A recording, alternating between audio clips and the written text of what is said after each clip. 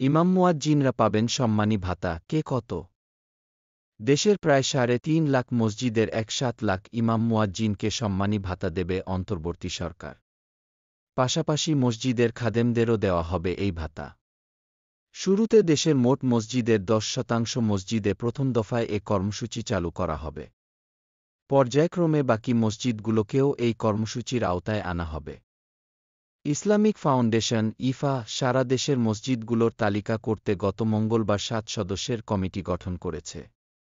মসজিদ ব্যবস্থাপনা নীতিমালা ২০০৬ সালে যুগোপযোগী করা এবং গত বছরের জেলা প্রশাসক ডিসি সম্মেলনের সিদ্ধান্ত অনুযায়ী ধর্মীয় প্রতিষ্ঠানগুলোর ইমাম, মুয়াজ্জিন ও খাদেমদের সামাজিক নিরাপত্তা বেষ্টনীর আওতায় সরকার থেকে সম্মানী প্রদান করা হবে বলে কমিটি গঠনের অফিস আদেশে বলা হয়েছে।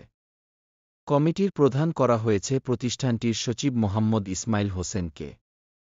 কমিটির প্রধান ও ইসলামিক ফাউন্ডেশনের সচিব মোহাম্মদ ইসমাইল হোসেন বলেন, সারা দেশে অন্তত ৩.৫ লাখ মসজিদ রয়েছে।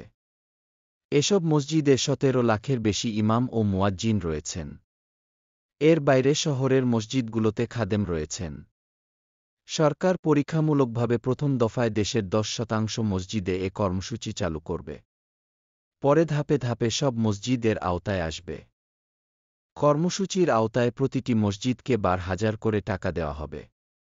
তা থেকে ইমাম ৫,০০০, মুয়াজ্জিন ৪,০০০ এবং খাদেম ৩,০০০ টাকা করে পারেন।